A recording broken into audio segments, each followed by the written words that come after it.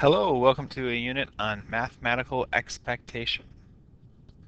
So suppose we're playing a game where we roll a die, and if we roll a 6, we win 100 cents or $1, and we get back our 50 cents that we paid to play the game. If we roll a 2 or a 4, we'll win 10 cents and get back our 50 cents. And if we roll an odd number, we'll just lose our 50 cents that we used to play the game. So if I set these up, we have a 1/6 probability of getting each of these numbers. The winnings we get are right here. You lose 50 cents, you gain 10, you lose 50, you gain 10, you lose 50 cents, or if you get the 6, you'll win one full dollar. So what we want to do is we want to figure out what you can expect to win when you play a game like this. Now the people setting up the game can't be idiots. They'll set it up so they win money. So what you want to do is you want to multiply your winnings times your probability. So 1/6 times negative 0.5, that's negative 0.83. Then negative 0.16 repeating, and so on all the way down. Now when we add them up, we'll get our expected winnings. So we will expect to win negative 0.05 cents. So what this means is if I play this game many, many times, over the long run, we can expect to lose about a nickel every time we play. So this, for mathematical expectation, another term for this is the mean. What we do is we want to find E of a random experiment. It's the sum of all the probabilities of an event times the actual values that you get out of it. Add all of those up. Now this big E is sigma. And what sigma means is we add up each of these terms all the way up. This is a really complicated way to just do what we did here. Now basically, to figure out what you can expect to get, you multiply the probability, you get something times what you get, and add up all those results.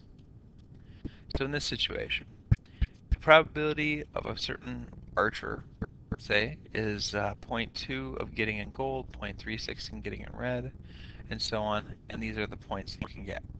So just take a second and pause the video and see what that person can expect to get out of this situation. Alright. Alright, to do this, you just multiply across. I got 1.8, 2.52, 1.15, 0.42, and 0.07. And when I add them all up, I get 5.96. So this is what the person should expect to get on one shot in archery. Alright, so let's move on to the next slide. In a seed packet, the probability that a seed germinates is 80%. Find the probabilities that each number of seed germinates, 0 up through 4. So the probability that 0 germinate, hopefully you can see that this is a binomial situation. We learned about binomial situations yesterday. So if there's an 80% probability that they succeed, the probability that none succeed is going to be 4 choose 0, 0.8 to the 0, and 0.2 to the 4th.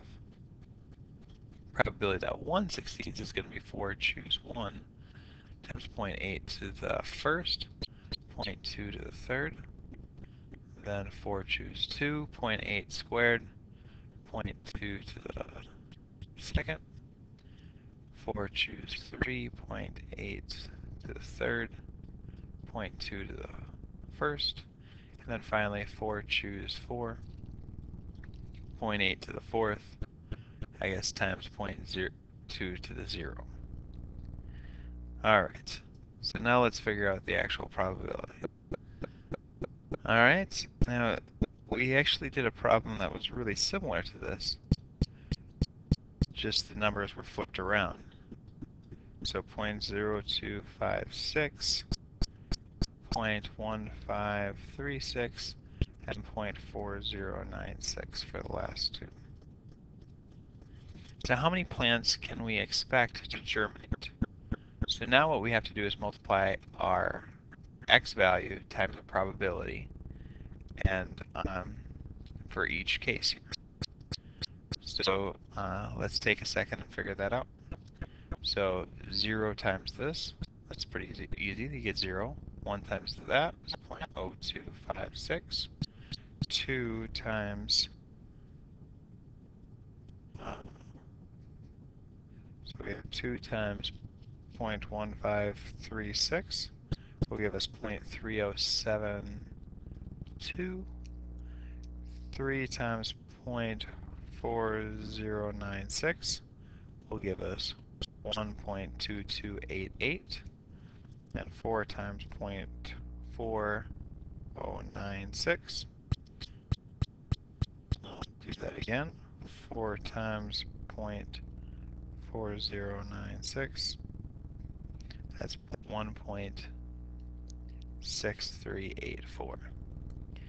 Now when we add these all up, we get 0.256 plus 0.3072 plus 1.2288 plus 1.6384 for a grand total of 3.2. So the mean of this will be 3.2. So we can expect 3.2 of these to germinate. All right. Hopefully that's enough to get you through the homework. Good luck.